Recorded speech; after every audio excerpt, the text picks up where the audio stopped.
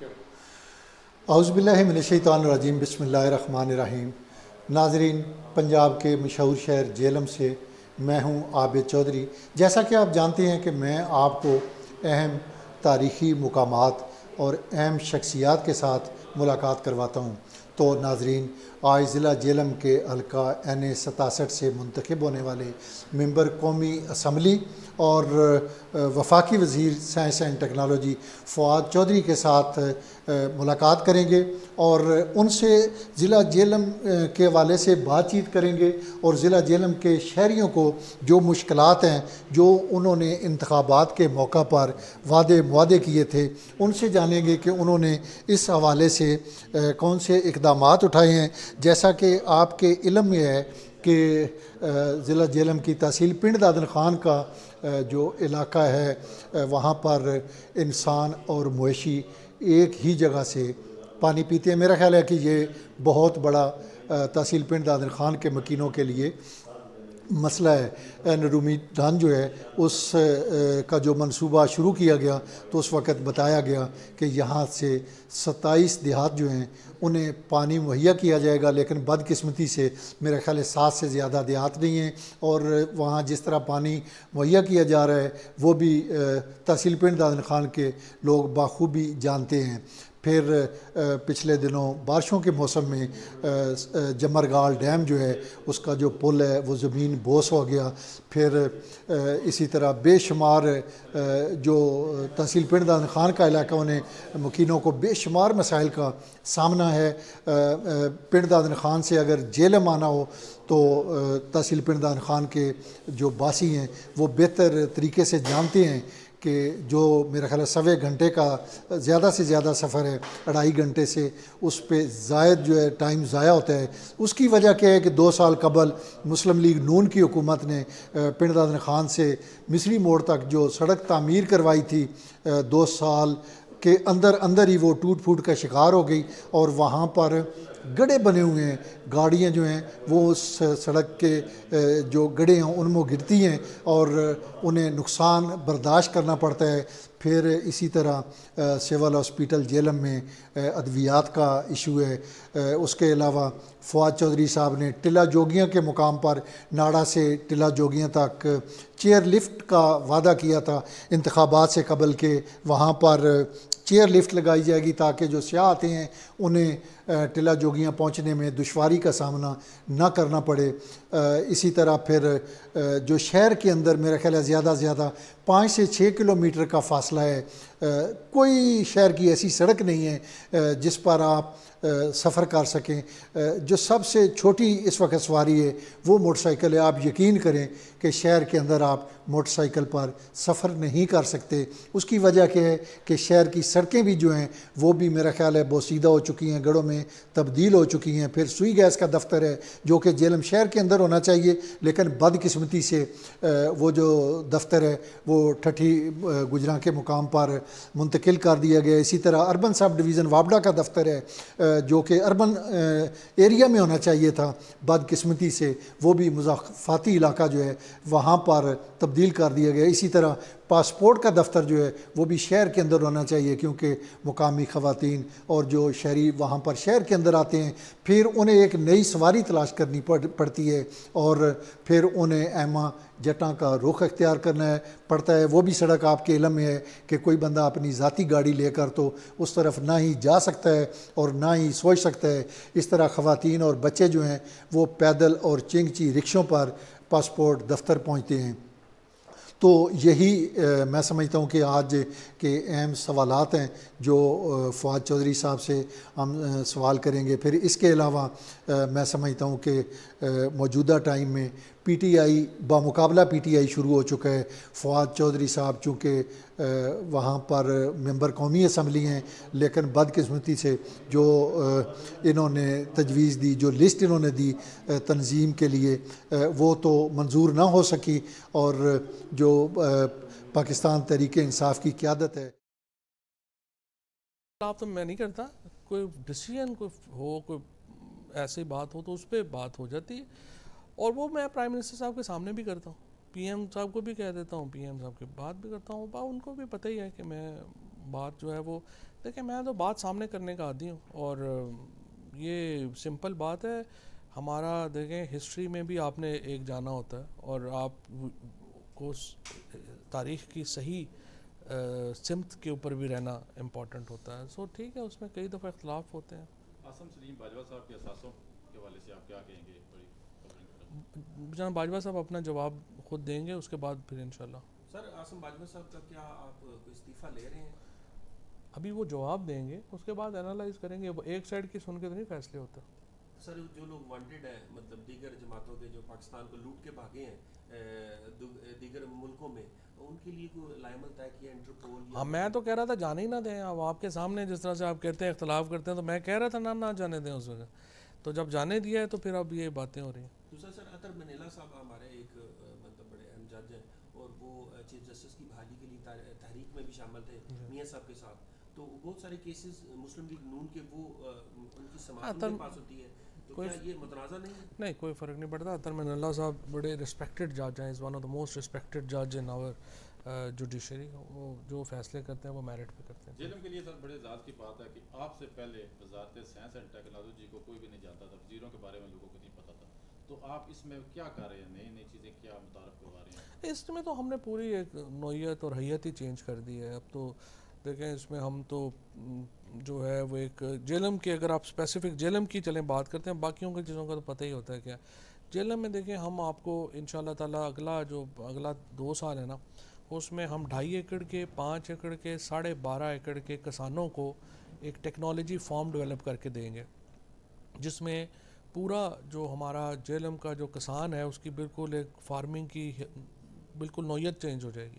اس میں ہم یہ فارم لیں گے, اس کو سوائل انالیسس سے لے کے سیڈ سلیکشن اور پورا پیکنگ تک جو ہے وہ ہم ان کو پورا ایک یونٹ بنا کے دیں گے جو ہمارے جیلم کے کسان ہیں ان کے لیے. اور اس میں 2.5 ایکڑ کی جگہ 1 ایکڑ 2.5 ایکڑ اس طرح سے جو فارمز ہیں وہ ڈیولپ کریں گے. اس کے ساتھ میں انشاءاللہ لا رہا ہوں 10 اسکول جیلم میں جو سائنس اینڈ ٹیکنالوجی اسکولز ہوں گے, سائنس ٹیکنالوجی انجینئرنگ میتھس. ہمارے جو گورنمنٹ اسکولز ہیں نا اسپیشلی, ان کو لوگ وہاں پہ بچے داخل نہیں کراتے کیونکہ وہ لگتا ہے کہ ان کا اسٹینڈرڈ بڑا لو ہے. سو یہ ہائر سیکنڈری جو اسکولز ہیں 5 اسکول جو ہیں وہ اس سال امید ہے مجھے کہ ہم انشاءاللہ کر دیں گے. ان کو ہم ایک ماڈرن لیبارٹریز دے رہے ہیں, ان کو ہم یونیورسٹیز کے ساتھ کنیکٹ کر رہے ہیں. تو ہمارے جو اسکولز ہیں ان کا ایک پورا اسپیشلی وہ بچے جو تھوڑے سائنس میں انٹرسٹڈ ہیں ان کے لیے ایک بڑا جیلم کے اندر ہی پھر 2 لیبارٹریز جس طرح میں نے آپ کو کہا کہ ہم بنا رہے ہیں, ایک گرلز کالج جیلم میں, ایک البیرونی کالج میں. یہ state of the art laboratories ہیں آئی ٹی کی, اور اس سے ایک بڑا جو ہمارے ینگسٹرز ہیں جو آئی ٹی میں جانا چاہتے ہیں ان کو ایک بہت جو ہے اس کا فائدہ جو ملے گا. پھر ٹیکنیکل انسٹیٹیوٹس جو ہیں وہ ہم اٹھا رہے ہیں, جیسے میں نے آپ کو بتایا چک دولت کا اور پنڈ دادن خان کا, تو ان کا جو ہے وہ بڑا فائدہ ہوگا. پھر بائیو ٹیکنالوجی پارک جو ہم بجوالا میں بنا رہے ہیں, جو پاکستان کا نہیں ساؤتھ ایشیا کا سب سے بڑا ہربل میڈیسن کا پارک ہوگا. اس سے بھی ہمارا جو کسان ہے لوکل اس کو بالکل ایک بدل جائے گا, کیونکہ ہم تو ہر دفعہ دیکھیں نا گندم لگاتے ہیں, اس کے بعد باجرہ لگاتے ہیں, اس کے بعد مکئی لگاتے ہیں. یہ جو جڑی بوٹیاں جن کے اوپر ہم لے کے آئیں گے, یہ تو آپ سمجھیں کہ 10-15 لاکھ روپے کا 1 ایکڑ کی جو ہے وہ آمدنیاں ہوگی, اس سے بڑھ جائے گی, بہت آمدنی بڑھ جائے گی انشاءاللہ. جیلم کی عوام کے لیے کوئی اہم پیغام دینا چاہیں ووٹرز کے لیے؟ بس انشاءاللہ تعالیٰ ہم پوری کوشش کریں گے کہ ہم آپ کو جو ہم نے اب سے وعدے کیے ہیں وہ انشاءاللہ وہ پورے کریں. اور یہ جو بھی ہم نے سوچا ہے جیلم کو, اصل کام یہ ہے کہ ہمارے لوگ جو ہیں وہ باہر جاتے ہیں, اسلام آباد میں نوکریاں کرتے ہیں. ہماری منزل یہ ہے کہ لوگ باہر سے آئیں اور جیلم میں انشاءاللہ نوکریاں کریں. کل ٹی وی اسکرین پہ چل رہا تھا کہ اب پاکستان میں بام کاشت ہوگی, اس حوالے سے یہ بیسکلی بھنگ کہنا تھوڑا غلط ہے. یہ ایک ہیمپ ایک اسی فیملی کی ایک پودا ہے, اور ہمارے ہاں چونکہ جیلم میں ہم بجوالا میں یہ ایک ہربل میڈیسن پارک بنا رہے ہیں. ہیمپ کا جو ایکسٹریکٹ ہے وہ بہت کینسر کی دوائیوں میں استعمال ہوتا ہے. پھر درد کش ادویات جو ہیں اسپیشلی جو کرونک پین ہے اس میں بہت اس کا جو ہے وہ امپورٹنس ہے.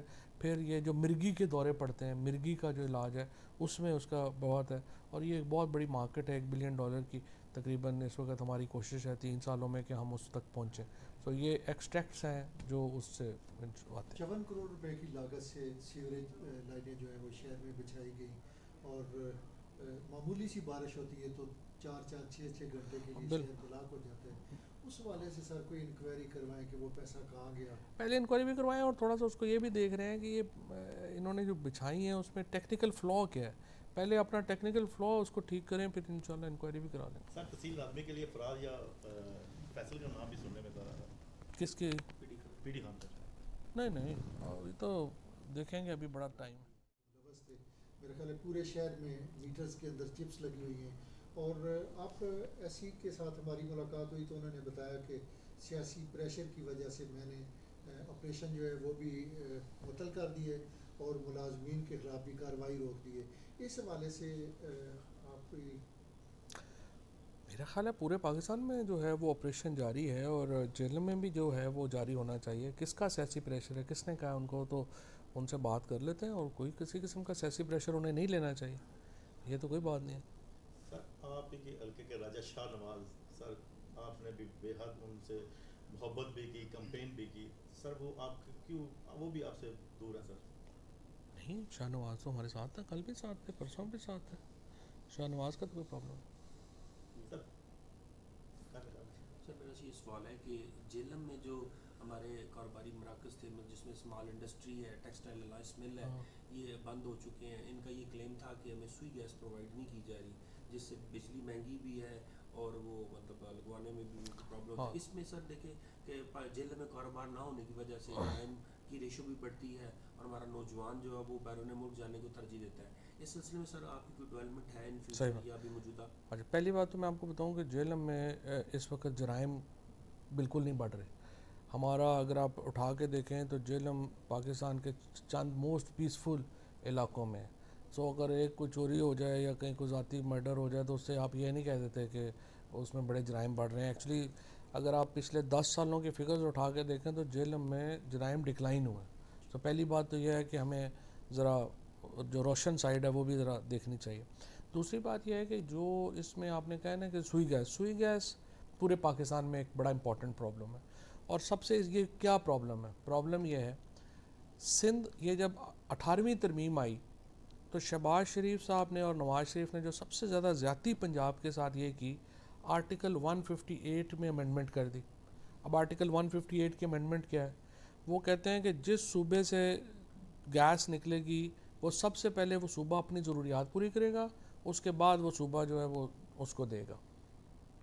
اب اس کا نتیجہ کیا ہوا؟ کے پی اور سندھ جو ہیں وہاں پہ گیس پیدا ہوتی ہے, بلوچستان میں ہوتی تھی, اب وہاں پہ اتنی نہیں ہوتی. اب وہ اپنی گیس اپنی انڈسٹری کو اور اپنے لوگوں کو دیتے ہیں, وہ پنجاب کو نہیں دیتے. اور پنجاب سے ایکسپیکٹ کیا جاتا ہے کہ گندم جو یہاں پہ پیدا ہوگی وہ ہم صوبوں کو سبسڈی پہ دیں گے. 700 ارب روپیہ پنجاب جو ہے وہ سبسڈی دے رہا ہے گندم کی, لیکن گیس جو ہے اس کے اوپر جو منوپلی ہے وہ سندھ اور خیبر پختونخوا نے بنائی ہوئی ہے, وہ ہمیں دیتے نہیں ہیں.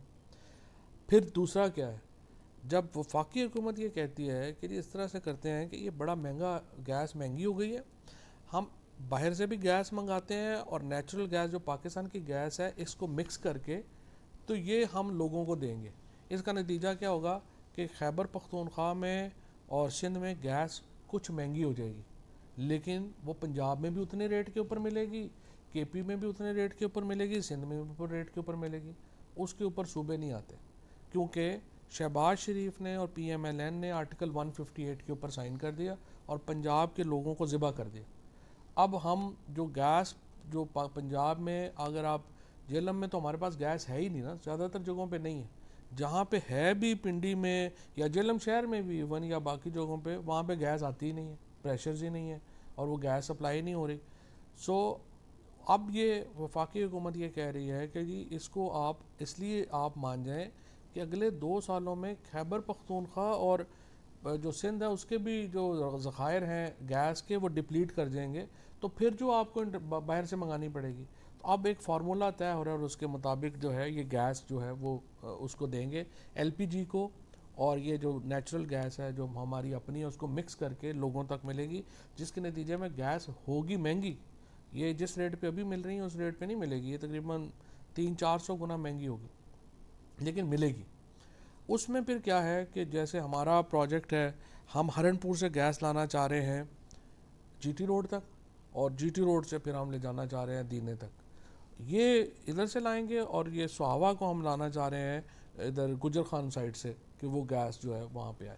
سو یہ ایک پورا پروجیکٹ جو ہے وہ کنسیو ہے، اس کے اوپر ہو گیا ہوا ہے، سروے بھی ہو گیا ہوا ہے۔ پہلے مرحلے کا آغاز انشاءاللہ مجھے امید ہے کہ اگلے تقریباً 1 سے 1.5 سال میں جو پہلا مرحلہ ہے وہ ہوگا ہمارا یہ ہرنپور سے لے کے جلال پور تک، اور دوسرا مرحلہ ہوگا جلال پور سے لے کے جی ٹی روڈ تک، اور پھر یہ گیس ہمیں دوسرا سوال یہ میرا کہ جیسا بھی آپ نے کہا، اور پچھلے سال بھی آپ نے فنڈ بھی جو ہے نا وہ ہمارے سابقہ جو ڈی سی صاحب تھے سیف انور جپا صاحب، گردوارہ کے لیے اس کی مطلب رینوویشن کے لیے سارا اعلان بھی کیا، اور آج بھی آپ فرما رہے ہیں۔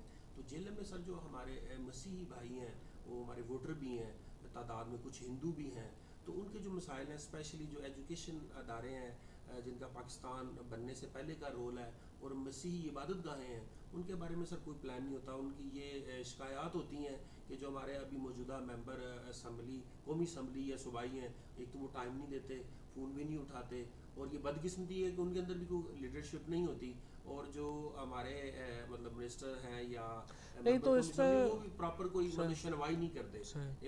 عبادتیں جو عبادت گاہیں ہیں ان کی نوٹیفیکیشن کے نام پہ جیلم واحد ضلع ہے جہاں پورے پنجاب میں دیگر اضلاع کے مقابلے میں عبادت کرنے میں بھی تنگ کیا جاتا ہے۔ اس کے بارے میں سر کوئی پلیز بتائیں۔ دیکھیں، مجھے ابھی تک یہ جو شکایت آئی ہے آپ کی کسی نے اس سے پہلے نہیں کہا کہ ہمیں عبادت میں بھی تنگ کیا جاتا ہے، نہ ہی جو ہے وہ میرے پاس کوئی آیا ہے بات۔ جو بھی اگر اس میں کوئی تنظیم ہے یا جو بھی کوئی پرابلمز ہیں، یا جو آپ یہ فار ایگزامپل جو جیلم کا اب تو پالیسی ہے گورنمنٹ کی کہ یہ جو ہمارے کانوینٹ سکولز تھے یہ واپس کیے جائیں ان کو، اگر جو بھی پالیسی ہے کوئی اس میں آنا چاہتا ہے، پبلک پرائیویٹ پارٹنرشپس میں آنا چاہتا ہے، عبادت گاہوں کے اوپر جو بھی مسئلے ہیں وہ آپ لے کے ہیں انشاءاللہ اس کو دیکھیں۔ دینا کو تحصیل بنے ہوئے تقریباً تیسری حکومت جا رہی ہے، تو دینا میں تحصیل ہیڈ کوارٹر نہیں ہے، عدالتیں نہیں ہیں، تو اس کے والے سے کچھ کام ہو رہا ہے؟ پنڈادن خان تحصیل تو اس سے بھی پرانی ہے، وہاں پہ بھی نہیں ہے۔ تو سوال یہی تو میں حیران ہوں کہ یہ یہاں سے ایم پی ایم این اے جو بنتے رہے ہیں یہ انہوں نے کیا کیا ہے؟ کچھ بیسک چیزیں جو ہیں وہ تو ان کو بنانی چاہیے تھی، اور بڑا پیسہ خرچ ہوا ہے۔ پچھلے 10 سالوں میں شہباز شریف صاحب نے 17 کھرب روپیہ پنجاب میں خرچ کیا۔ اب سوال یہ پیدا ہوتا ہے کہ اس میں جیلم کو کتنا ملا؟ جواب ہے 0، کیونکہ جو آخری بار جو بھی کوئی ڈیولپمنٹ ہوئی ہے جیلم میں وہ تو ہوئی ہے جب وہ فاروق صاحب ڈسٹرکٹ ناظم تھے یا جو شہباز صاحب تھے، اس کے بعد تو ہوئی نہیں ہے۔ تو وہ اس سلسلے کو اب ہم نے آ کے دوبارہ شروع کیا ہے، تو اب انشاءاللہ اس میں بہتری آ رہی ہے۔ صدر خاندان میں کوئی اختیارات کی کچھ سخت جنگ ہے؟ بات سننے کو ملتا ہے کہ کوئی اختلافات ہیں چودھری فرق صاحب اور آپ کے درمیان۔ مطلب میرا بڑا بھائی ہے، اس سے کیا اختلاف ہوں گے، جو وہ کہیں گے وہی ہونا۔ اچھا سر، اگر بلدیاتی الیکشن ہو جاتے ہیں تو تحصیل ناظم اور جو باقی سیٹیں نامینیٹ آپ کریں گے یا مدر پارٹی کرے گی یا کس طرح سر؟ نہیں، وہ تو 100% ہم نامینیٹ کریں گے۔ اس میں جو مطلب اگر آپ کا کسی کو یہ غلط فہمی ہے کہ اس تنظیم نے نامینیٹ کرنا ہے اور وہ ہو جائے گا، تو وہ تو پھر غلط فہمی ہے نا، اس کو تو کوئی دور نہیں کر سکتا۔ یہ رہتے ہیں پہلے بھی غلط فہمیوں میں تھے کہ ٹکٹ ہمیں ملیں گے اور ہم کریں گے، ایسے نہیں ہوتا، پولیٹیکل پارٹیز ایسے نہیں چلتی ہیں۔ اور ٹھیک ہے، اپنا آپ جو ہے اپنے عہدے شہدے بانٹ لیں، خوش ہو لیں کچھ عرصہ، کوئی فرق نہیں پڑتا۔ اچھا صاحب، میرا سوال یہ ہے کہ آپ اکثر اپنی حکومت کے خلاف بھی بیان بازی کرتے ہیں، نہیں وہ چک نظام کا برج تو منظور ہے، اس کے اوپر پہلا تقریباً میرا خیال ہے کوئی 2-2.5 کروڑ روپیہ انہوں نے جاری بھی کیا۔ دیکھیں اس وقت سچی بات یہ ہے کہ پنجاب گورنمنٹ کا بہت بڑا پرابلم آ رہا ہے، ان کا کوئی ڈیولپمنٹ کا ویژن نظر نہیں آ رہا۔ جب تک صوبائی حکومت جو ہے وہ اس کا ڈیولپمنٹ کا ویژن نہ ہو، بڑا مشکل ہو جاتا ہے چیزیں مکمل کرنا۔ اب آپ دیکھیں ہمارے ہاں اسکیمیں ہیں، ہمارے دونوں اسٹیڈیم جو ہیں پنڈادن خان کا بھی اور یہ جو ہمارا کھیوڑا کا، یہ 75% کمپلیٹ ہیں، اور 25% کے اوپر جو ہے وہ روک کے بیٹھے ہوئے ہیں۔ پانی کی اسکیمیں ہماری جو 80% کمپلیٹ ہیں، 20% کے فنڈز جو ہیں وہ رکے ہوئے ہیں۔ سیوریج کی اسکیمیں ہیں، وہ اگر آپ کا 7 کروڑ روپیہ چاہیے تو آپ 1 کروڑ روپیہ ریلیز کرتے ہیں۔ جب تک صوبائی حکومت کا ڈیولپمنٹ کا ویژن کلیئر نہیں ہوگا، یہ 100% مسائل ختم نہیں ہوتے۔ سو ہم تو بات ظاہر ہے پی ایم صاحب سے بھی روزانہ کر رہے ہیں، ادھر بھی کر رہے ہیں کہ اس چیز کو جو ہے وہ بہتر کرنے کی ضرورت ہے اور اس کے اوپر کام ہو رہا ہے۔ لیکن جہاں تک چک نظام کا جس طرح سے آپ نے کہا برج منظور ہے، انیشل فنڈنگ جو ہے وہ اس کی ہو چکی ہے، اور اس کو بھی صرف جو ہے وہ دھکا لگانے کی ضرورت ہے چیف منسٹر صاحب کی طرف سے، اور ان کو دوبارہ لیٹر بھی میں نے لکھا ہے کہ آپ یہ دونوں پروجیکٹس جو ہیں اس کو فوری طور پہ شروع کریں۔ 2019 جنوری میں جشن جیلم کے نام سے آپ نے ایک وہاں پر تقریب کا انعقاد جی کروایا، جی وہاں پر آپ نے وعدہ کیا تھا کہ ٹلہ جوگیاں میں جو چیئر لفٹ لگے گی اور قلعہ روہتاس میں ہوٹل وغیرہ ہوں گے تاکہ سیاحت کے لیے یہ مقام جو ہے لوگ یہاں پر سیاحت کے لیے آ سکیں، اس حوالے سے کیا؟ اچھا، یہ جو 3 پروجیکٹس ہیں جن کو ہم پش کر رہے ہیں، ہوا یہ کہ ورلڈ بینک نے ایک امداد دی تقریباً $400 ملین کی۔ اس جو ان کی جو امداد تھی وہ پہلے تو پچھلے کو 3 سالوں سے 4 سالوں سے ایسے ریڈنڈنٹ پڑی ہوئی، کسی کو پتہ ہی نہیں تھا کہ کیا ہے کیا نہیں ہے۔ پھر جب یہ آصف بنے ان کے ایڈوائزرز چیف منسٹر صاحب کے، تو ان سے میں نے درخواست کی کہ اس امداد کو ریوائیو کیا جائے۔ اس کے بعد پلاننگ ڈویژن میں کے پاس یہ تھی، انہوں نے اس کو جو ہے وہ کیا ہے۔ اب ہم نے 3 جگہوں کے اوپر جو جیلم کے پروجیکٹس ہیں، ایک تو جیلم شہر میں جو بڑی میری جو خواہش تھی وہ یہ تھی کہ ہم یہ جو ہماری جو دریا کی سائڈ کے اوپر ایک آپ کو پتہ ہے مسجد ہے، اس کے بعد گردوارہ ہے، اس کے بعد مندر ہے، یہ تینوں ریوائیو ہوں اور وہاں پہ ہم ایک پوری فوڈ اسٹریٹ بنائیں تاکہ ایک پورا جو ایک تو مذہبی رواداری کا اظہار ہوتا ہے، مندر بھی ہے، گردوارہ بھی ہے، مسجد بھی ہے، اور دوسرا یہ ہے کہ ہمیں اپنی یہ پوری جو اسٹریٹ ہے اس کو ہم خوبصورت کریں۔ اس کے ساتھ یہ جو روہتاس ہے اس کو ایک بائی پاس کی ضرورت ہے تاکہ آبادی جو ہے وہ آگے نہ بڑھے، اور اس کے میں وہ بائی پاس لا رہے ہیں، اور تیسرا یہ چیئر لفٹ جو ہے وہ یہ آ رہی ہے۔ اس کے علاوہ ایک اور بہت بڑا اب نیشنل پارک کا پروجیکٹ آ رہا ہے جو کلائمیٹ چینج کے تحت آ رہا ہے، اس میں امین اسلم صاحب سے بھی میری بات ہوئی ہے۔ ایک بہت ہماری علاقے کے اوپر عمرانہ ٹیوانہ ہے، ہم ایک بہت قابل پروفیسر ہیں اس کی آرکیٹیکچر کی اور ہسٹری کی، وہ انہوں نے اس پورے علاقے کو اسٹڈی کیا ہے، اور انہوں نے یہ کہا ہے کہ یہ جو ٹلہ جوگیاں ہے یہ موہنجو ڈارو سے بھی پرانا اس کی جو ہے وہ ہے۔ ہم تو ظاہر ہے ایک بڑی جو جیلم ہے، چکوال ہے، یہ جو سارا ہمارا پوٹوہار کا علاقہ ہے نا، یہ ہم بہت بڑی تاریخ کے امین ہیں۔ یہ تو بڑی بدقسمتی ہے کہ دیکھیں ہم پورس جیسا جو ہمارا سن آف دا سوئل ہے اس کو ہم نے جیلم میں بھی ریکگنائز نہیں کیا ہوا، اور اسی طرح سے جو اور ہمارے ہسٹوریکل لوگ ہیں، فگرز ہیں جنہوں نے یہاں پہ جنگیں لڑیں اور اسپیشلی باہر سے آنے والوں کے خلاف یہاں پہ کھڑے ہوئے، ان کو ہم نے نہیں کیا۔ تو یہ پورا ایک پروگرام ہے جو انشاءاللہ 5 سال میں امپلیمنٹ ہوگا، اور یہ تمام علاقہ جو ہے اس کو انشاءاللہ ایک پوری ریوائیول ملے گی۔ منگلا ڈیم کو پہلی بار فل کر دیا گیا ہے، اس وجہ سے سیلاب کی صورتحال ہے، بہت سا نقصان بھی ہوا ہے، تو اس حوالے سے آپ نے کچھ یہ نہیں، اس بار ایکچولی تو کافی اچھا ہینڈل کیا ہے میرے خیال میں۔ دیکھیں ہمارا جو تھا پانی جو ہے اس پہ تھوڑا بہت نقصان جو زیادہ ہوا ہے نا وہ بارشوں سے نقصان ہوا ہے، ڈیم کے پانی سے کوئی نقصان نہیں ہوا۔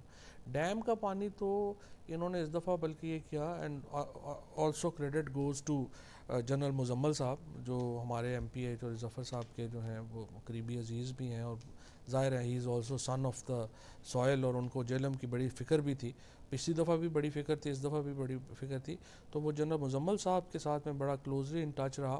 انہوں نے یہ پہلے ہی سینس کر لیا تھا کہ اس بار بارشیں بڑی زیادہ ہیں تو یہ پانی کا نقصان ہوگا، تو انہوں نے پہلے ہی جو تھا کچھ پانی جو تھا وہ منگلا سے نکال لیا، جس کے بعد ہمارا جو ہے وہ 1 لاکھ کیوسک سے پانی اوپر نہیں گیا، جس کی وجہ سے اس طرح کا سیلاب جو ہے وہ نہیں بنا۔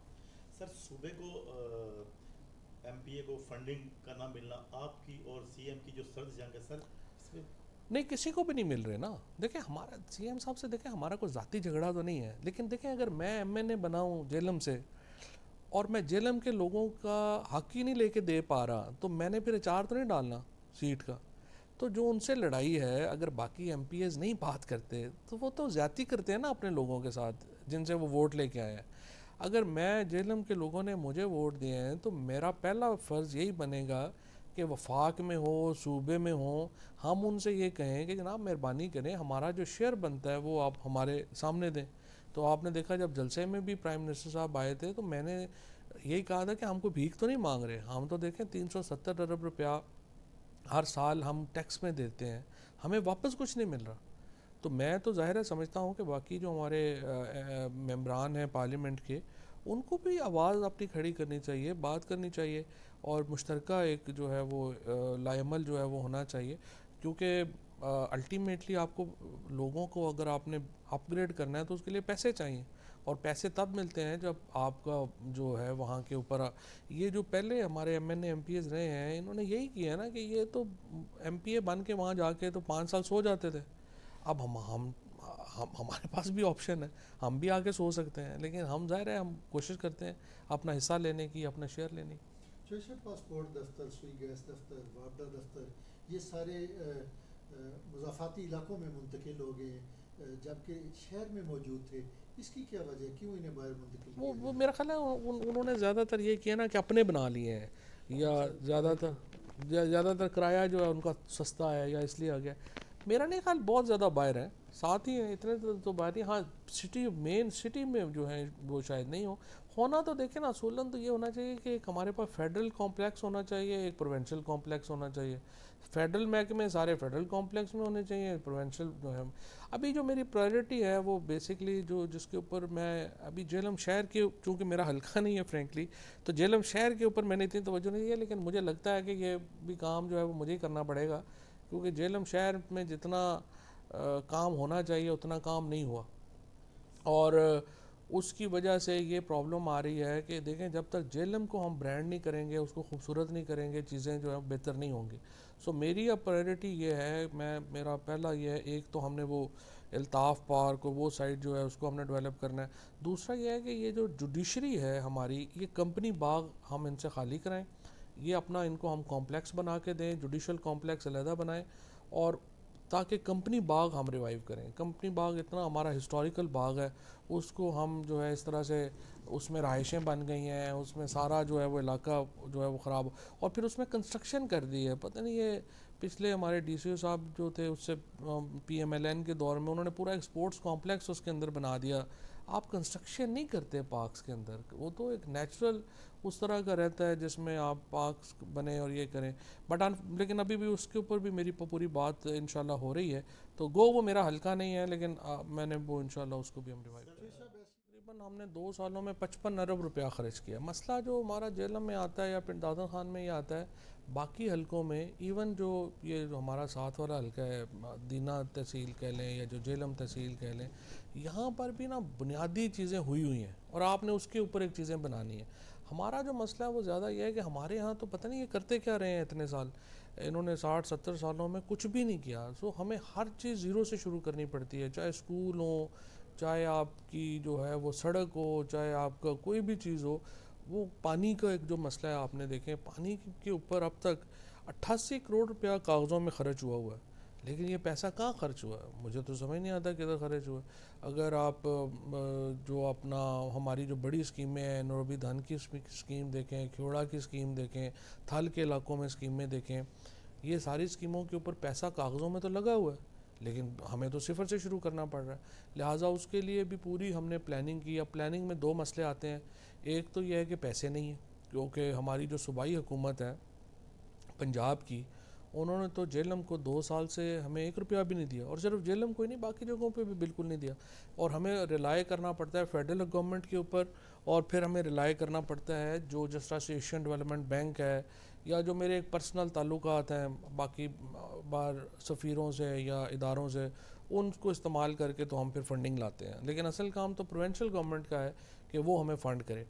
اور ایک تو پیسے نہیں ہیں، پھر پیسے ضائع بہت ہوتے ہیں. ہماری جو ڈسٹرکٹ پبلک ہیلتھ ہے، وہ پورے جو پاکستان میں پبلک ہیلتھ ہے وہ اس کا کوئی سٹینڈرڈ نہیں ہے، نہ ان میں انجینئرز کی کیپیسٹی ہے کہ وہ پروجیکٹس بنا سکیں. اور یہ جہلم کی پرابلم نہیں، ابھی آپ نے کراچی میں دیکھیں کہ کیا ہو رہا ہے، کیونکہ جو لوکل انجینئرز ہیں، جو لوکل لوگ ہیں، ان کی کیپیسٹی نہیں ہے اپنے پروجیکٹس بنانے کی. سو ایک پیسے نہیں ہوتے، دوسری کیپیسٹی نہیں ہوتی. سو ان دونوں کو پھر ساتھ ایک ملانا پڑتا ہے. اب ہم نے اپنے ادارے جو میرے ministry of science and technology کے ہیں، ان اداروں کو ہم نے لگایا ہے. تقریباً 30% امپرومنٹ ہوئی ہے پہلے سال میں، لیکن انشاءاللہ تعالیٰ اگلے 2 سالوں میں مجھے امید ہے کہ ہم یہ پانی کے جو مسئلے ہیں وہ ہماری تحصیل میں مکمل حل ہو جائیں گے. سر تحریک انصاف جیلم میں 2 دھڑوں میں واضح تقسیم ہو چکی ہے, ایک بنٹی گروپ, ایک فواد چودھری گروپ. سر کس حد تک صداقت ہے, اور جو نئی پارٹی بنی ہے تو کیا سر آپ اس کو تسلیم کرتے ہیں سر؟ دیکھیں گروپ تو خیر وہاں ہوتے ہیں نا جہاں دوسرے گروپ کی کوئی حیثیت ہو. جہاں آپ نے ہمارے ساتھ ہی کمپیریزن کر دیا تو میں سمجھتا ہوں یہ تو بڑی زیادتی کی بات ہے.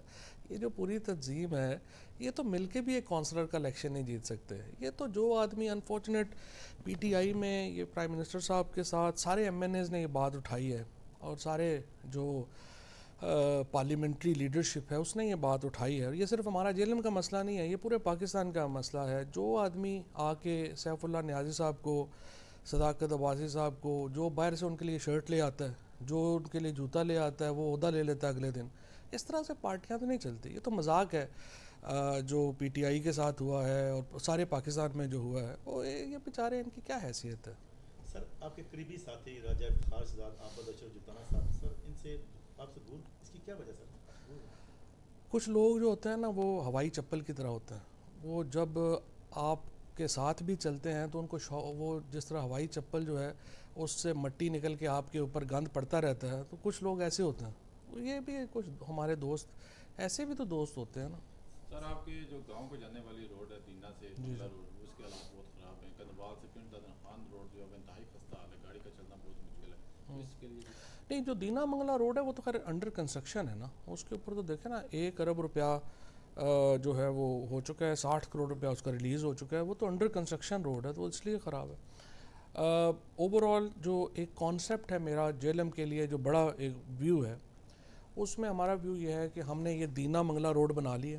یہ 1 ارب روپے کی روڈ ہے. دوسری روڈ جو ہم انشاءاللہ جو فائنل سٹیج میں ہے, جو انشاءاللہ مجھے امید ہے کہ نومبر یا دسمبر میں شروع ہو جائے گی, وہ ہے کندوال سے لے کے تو جی ٹی روڈ تک. یہ جو ڈوول کیریج وے ہے, یہ 16 ارب روپے کی سڑک یہ ہے. یہ بھی اب ایف ڈبلیو او جو ہے وہ دے رہا ہے. دوبارہ پنجاب حکومت سے فنڈنگ دینے میں انہوں نے اپروو کر دیا, لیکن ان کے پاس فنڈنگ نہیں تھی.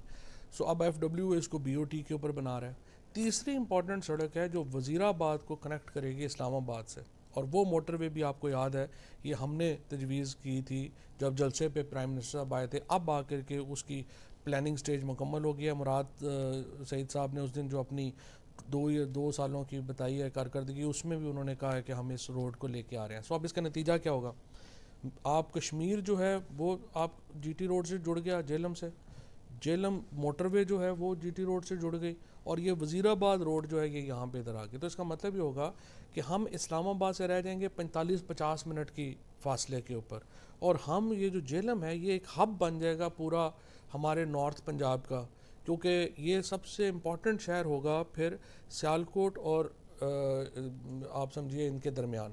اور یہ جو ساری ہمارا اسلام آباد کی جو ویسینٹی ہے یہ پھر ہمارا پورا جو ہے یہ انشاءاللہ تعالی یہ ڈیولپ ہوگا. جو اگلے آپ سمجھیے کہ 5 سے 8 سالوں میں انشاءاللہ جیلم جو ہے will be as important a city. جتنا اسلام آباد اہم شہر ہے اتنا ہی جیلم اہم شہر ہوگا. سر بلدیاتی الیکشن ہونے جا رہے ہیں. دیکھیں بلدیاتی الیکشنز میں مجھے لگتا ہے کہ ابھی سسٹم میں کافی پرابلمز ہیں. ابھی شاید فوری طور کے اوپر امکان شاید نہ ہو بلدیاتی الیکشن ہونے کا, اور اگر عدالت میں کیس ہے, اگر سپریم کورٹ کی طرف سے کوئی ڈائریکشن آئے تو پھر شاید تیزی آئے. ابھی فی الحال مجھے نہیں لگتا کہ اتنی جلدی. عوامی لیگ کے دور میں انجینئرنگ یونیورسٹی منظور ہوئی تھی پنڈ دادن خان میں, اس پہ کام شروع نہیں, انجینئرنگ یونیورسٹی میں دیکھیں وہ پرابلم صرف بلڈنگ بنانے کا پرابلم نہیں ہے. پرابلم یہ ہے کہ آپ بلڈنگ بنا لیں گے تو فیکلٹی کہاں سے آئے گی. اصل بات تو ہے پڑھانے والے لوگ کون ہیں, وہاں ٹیکنالوجی کیا لگی ہوئی ہے, کیا ہوا. سو ہمیشہ ہر کام کے مرحلے ہوتے ہیں. ہم نے مرحلہ وائز سب سے پہلے اب میں نے بیرونی کالج پنڈ دادن خان میں, اور یہ جو جیلم میں ہمارا جو گرلز کالج ہے لڑکیوں کا, اس کے اندر میں state of the art laboratory لگا رہا ہوں, جو کہ آئی ٹی کی ہواوے لگا رہا ہے, اور ایک پاکستان ٹبیکو کمپنی, ایک طرف ہواوے لگا رہا ہے, ایک ٹبیکو کمپنی لگا رہی ہے. اس سے ہمارے جو بچے ہیں وہ پہلی فیلڈ میں آئیں گے.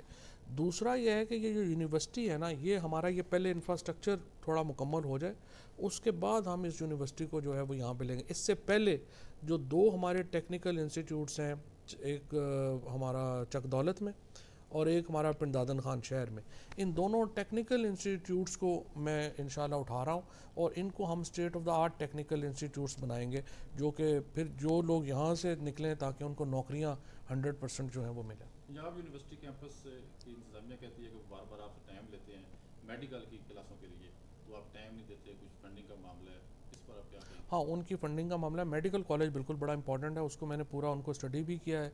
उसके साथ इंशाल्लाह हम पंजाब यूनिवर्सिटी के साथ बिल्कुल वो कोलैबोरेट भी कर रहे हैं, उनके साथ हम कर रहे हैं। बट दोबारा इस वक्त HEC के पास जो है वो उनके फंडिंग के इश्यूज़ हैं, और हम ये चाहते हैं कि उनको हम तगड़ा करें इस मामले में। इंशाल्लाह पहली जो तरजीह है ना मेरी, वो मेडिकल कॉलेज जो है वो जेलम में पहले आ जाए, इंजीनियरिंग वाला इंशाल्लाह सेकंड फेज़ में लाएंगे। केसर चक निज़ाम अरनपुर पुल के हवाले से आपने पहले भी कोशिशें काफ़ी की थी, और जिस तरह लोगों की तवक्को थी, तो क्या समझते हैं कि वो आप डिलीवर कर सकें लोगों को उस तरह के? नहीं, बड़ा अच्छा माशाल्लाह जा रहा है। 2 साल में हमने जितना कुछ कर लिया है, इतने की तवक्को जो है वो लोग भी नहीं कर रहे थे, कोई भी नहीं कर रहा था।